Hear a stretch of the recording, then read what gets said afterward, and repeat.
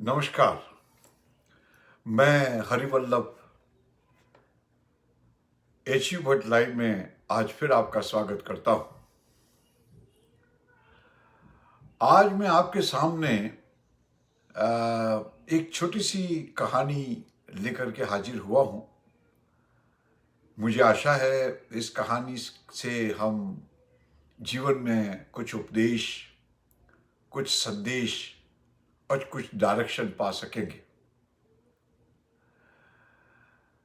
ऐसा है कि एक गांव में दो सहेलियां थी। एक सहेली अमीर थी और दूसरी सहेली गरीब थी। लेकिन उन दोनों सहेलियों में प्रगाढ़ दोस्ती, प्रेम और रिस्पेक्ट था। वो हमेशा एक दूसरे के लिए काफी कुछ करना चाहती थी। लेकिन अमीर लड़की को एक दिन ऐसा लगा कि मेरे पास तो सारी व्यवस्था है, खाने पीने, रहने, घूमने फिरने की सारी फैसिलिटीज और सुविधाएं हैं, लेकिन मेरी गरीब जो दोस्त है उसके पास साधनों की और समृद्धि की काफी कमी है। और मैं चाहती हूं कि वो सुखी हो और स्वस्थ हो और उसके जीवन में मैं कुछ प्रसन्नता ला सकूं। इसी भावना के तहत अमीर लड़की ने अपने पिता से कहा कि पिताजी, कोई ऐसा रास्ता बताइए कि मेरी जो ये सहेली है वो भी थोड़ी पैसे वाली हो जाए तो उसका जीवन आसान बन जाएगा। जब ये 2-3 बार उसकी लड़की ने उस सेठ से रिक्वेस्ट की तो उसके पिताजी ने, अमीर लड़की के पिता ने कहा कि देखो बेटा, मेरे पास एक ये मणि है, पारस मणि है, मैं ये तुमको सिद्ध करके देता हूं। आप ऐसा करिए कि वो जो गरीब लड़की है उससे कुछ लोहे की छड़ या कोई चीज मंगवा लीजिए और उसको रात को इस मणि के साथ लगा करके, छुआ करके रख दीजिए। सुबह में ये जो लोहे की जो छड़ी होगी वो सोना बन जाएगी और वो सोना जो है वो आप अपनी सहेली को दे देना। तो उसको बेच करके या उससे वो अपने जीवन में अच्छी सुविधाएं प्राप्त कर सकेगी और उसका जीवन अच्छा निकलेगा। तो ये कह के और उसके पिता ने उसको वो मणि दे दी।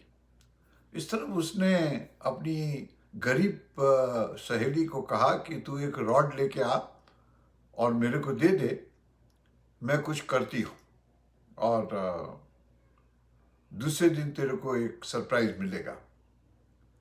तो जो गरीब लड़की थी वो एक लोहे की छड़ लेकर के आई और अमीर लड़की को दे दी। अमीर लड़की ने सही समय सही टाइम पे, जैसे उसके पिताश्री ने कहा था, वो लोहे की छड़ जो थी वो पारस मणि के साथ एक जगह पे रख के और दरवाजा बंद कर दिया। सारी रात गुजर गई। दूसरे दिन सुबह जब अमीर लड़की ने दरवाजा खोल करके और देखा तो वो लोहे की ही छड़ थी, वो सोना नहीं बनी। तो वो लड़की बड़ी दुखी हुई, अमीर लड़की दुखी हुई और अपने पिताश्री के पास गई और कहा, पिताजी आपने तो कहा था कि ये लोहे की छड़ सोने की छड़ हो जाएगी, लेकिन ये तो लोहा ही रहा, ऐसा कैसे हुआ? तो पिता ने वो लोखंड की जो छड़ दी थी उसको एग्जामिन किया तो मालूम पड़ा कि वो लोहे की जो छड़ थी जो गरीब लड़की ने दी थी उस पर जंग लगा हुआ था, कोरोजन लगा हुआ था, काट लगा हुआ था और उसकी वजह से वो पारस मणि के कांटेक्ट में नहीं आ पाई, इसलिए वो जो लोहे की छड़ी सोने की बननी थी वो नहीं बन पाई। तो अब वो मंत्र जो था वो सारी रात का बेकार हो गया था, इसलिए अब उसको वापस रिवाइव करना संभव नहीं था और वो लोहे की छड़ी लोहे की ही छड़ी रही। कहानी यहां खत्म। लेकिन हमारे लिए एक बहुत बड़ा संदेश ये कहानी देती है, और कहानी हमें संदेश ये देती है कि जीवन में अपॉर्चुनिटीज बहुत कम मिलती है, मौके बहुत कम मिलते हैं, लेकिन हम नादानी में, अज्ञानता में और कैजुअल अप्रोच की वजह से हम उन मौकों को गुमा देते हैं। हमारे पास कई अपॉर्चुनिटीज आती और जाती हैं, और कई अपॉर्चुनिटीज का तो हमको मालूम ही नहीं पड़ता है कि ये अपॉर्चुनिटी है और ये अपॉर्चुनिटी मैं ग्रैब कर सकता था।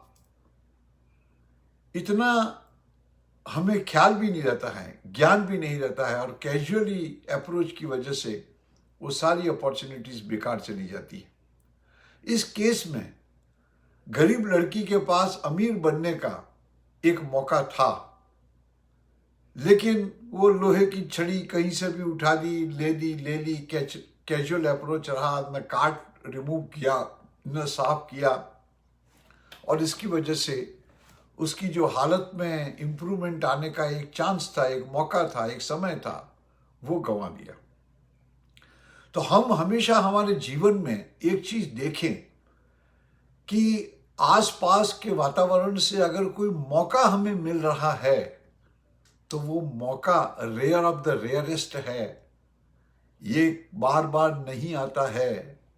ये दिन जो गुजर गया वो फिर कभी नहीं आता है। ये वक्त जो गुजर गया वो भी कभी नहीं आता है।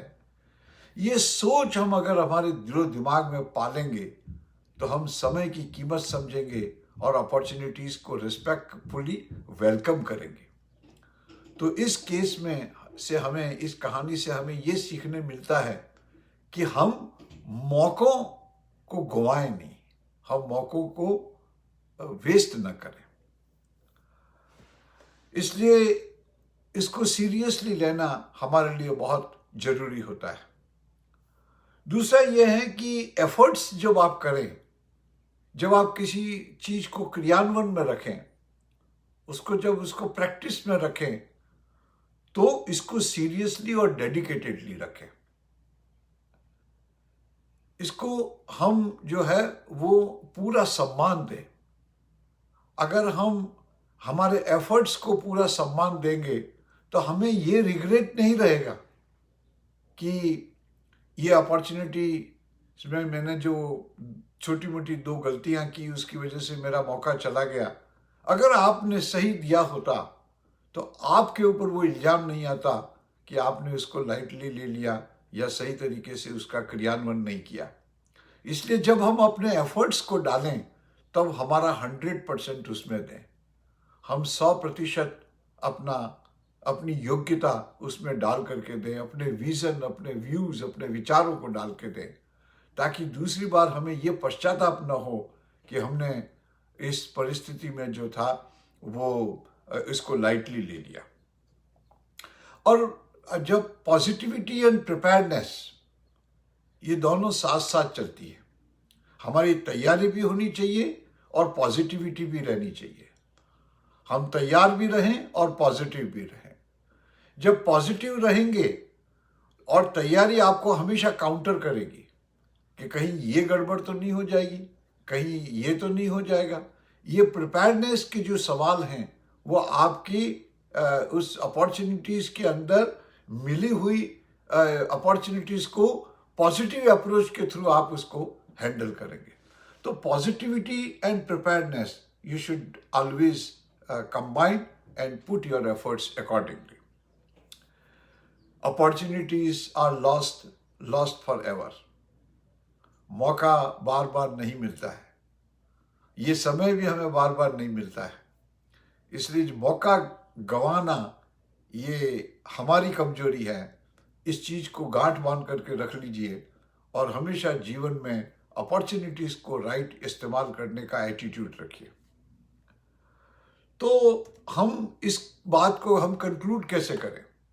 कंक्लूड ये करें कि do not take the things lightly. कोई भी चीज को हम बिल्कुल कैजुअल ना लें, और प्रैक्टिकली पर्टिकुलरली जब हमारे पास जब उसकी एडवांटेज हमें मिलने वाली हो, जब वो अपॉर्चुनिटी जो हमारे ड्रीम्स के आसपास मिलती जुलती हो, या the opportunities when it is align to your dream, you should take extra care to make sure that it is not going waste, it's not lost. तो हमें अपॉर्चुनिटीज को हमारी एडवांटेज के हिसाब से अलाइन करके और देखना चाहिए। और हमें दूसरी बात ये देखना चाहिए कि हमको we should be always prepared for all type of opportunities. कई बार क्या होता है कि अपॉर्चुनिटीज टुकड़े टुकड़े में आती है जिसे हमें जोड़ना पड़ता है, तब हम उस अपॉर्चुनिटीज को सही तरीके से इस्तेमाल कर सकते हैं। आधा मौका वातावरण देता है और आधे अपने एफर्ट्स करने पड़ते हैं। तो मौका और एफर्ट्स इन दोनों को मिक्स करके जब हम देंगे, व्यू करेंगे, तब कहीं जाके अपॉर्चुनिटीज को सही इस्तेमाल कर पाएंगे। और adopt the attitude of perfection. आप हमेशा परफेक्शन का एटीट्यूड जो है वो अपने व्यवहार में बरकरार रखिए, और रिव्यू करते रहिए, अपने ड्रीम्स को रिव्यू करते रहिए, अपनी अपॉर्चुनिटीज को ड्रीम के साथ अलाइन करते रहिए। कई बार आपने देखा होगा कि कई अपार्टमेंट्स के अंदर, कई सोसाइटियों के अंदर फायर फाइटिंग सिस्टम लगे हुए रहते हैं। जब वो लगे हुए रहते हैं तो लाखों रुपयों का खर्चा करके उसको बनाया जाता है, लेकिन आप 2-3 साल के बाद देखेंगे कि उसके पाइप के अंदर काट लग गया है, जंग लग गया है, वाल आधे खुले हैं, आधे लटक रहे हैं, उसकी कोई पैनल सिस्टम जो है उसके अंदर कोई इलेक्ट्रिसिटी की सप्लाई नहीं है। उस समय हमें ये देखना चाहिए कि अगर आज आग लगी तो क्या ये फायर फाइटिंग सिस्टम हमें काम में लगेगा? क्या ये फायर फाइटिंग सिस्टम हमें बचा पाएगा? जब आपको लगे कि ये नहीं बचा पाएगा तो आप किसके लिए वेट कर रहे हैं? हमें तुरंत उसको करेक्ट करना चाहिए, और करेक्ट करके उसको हमेशा अपडेटेड कंडीशन में रखना चाहिए। लोग बाग अपनी कारों को यूज करते हैं, उसको कार को यूज करते हैं, लेकिन न बैटरी के ऊपर ध्यान है, न सर्विसिंग ऑयल पानी का ध्यान है, और इस तरह जब इमरजेंसी आती है तो कार स्टार्ट ही नहीं होती है। तो ये सारी चीजें जो हैं वो इसी अपॉर्चुनिटीज का एक भाग है। तो हमें, जब हम प्रिपेयर्डनेस के साथ अपॉर्चुनिटीज को वेलकम करेंगे तो हमारी तरफ से कोई कुताही नहीं रहेगी, हमारी तरफ से कोई कमी नहीं रहेगी, और हम अपॉर्चुनिटीज का सही तौर तक एडवांटेज ले सकते हैं। देयर आर दो दोहे हैं जो अक्सर लोग इस्तेमाल करते हैं। मैं चाहता हूं कि आप उसको याद रखें। एक तो है का बरखा जब कृषि सुखाने। जब कृषि सूख गई, एग्रीकल्चर में, फार्मिंग के अंदर सब खेती सूख गई है, उसके बाद में अगर उसके ऊपर पानी डालोगे तो उसका क्या होगा? उस फसल को रिवाइव तो नहीं कर सकते। तो कहते हैं ना कि का बरखा जब कृषि सुखाने। और एक दूसरी कहावत भी है कि अब पछताए का होत है जब चिड़िया चुग गई खेत। ये दो मुहावरे, जो दो दोहे हैं, वो हमें याद रखने चाहिए। और हमें, जिस तरह मैंने आपको 2 एग्जाम्पल दिए, कार का और फायर फाइटिंग सिस्टम का, उसी हिसाब से हमें अपॉर्चुनिटीज़ को वेलकम करने के तौर तरीके हमेशा तैयार रखने चाहिए। इसी बात के साथ मैं समझता हूँ कि आप इस अपॉर्चुनिटीज़ को, मौके को कभी भी गंवाएंगे नहीं, उसको हमेशा वेलकम करेंगे और उसकी पूरी एडवांटेज लेकर के अपने जीवन को सुधारेंगे। बहुत बहुत शुक्रिया। God bless you. Take care.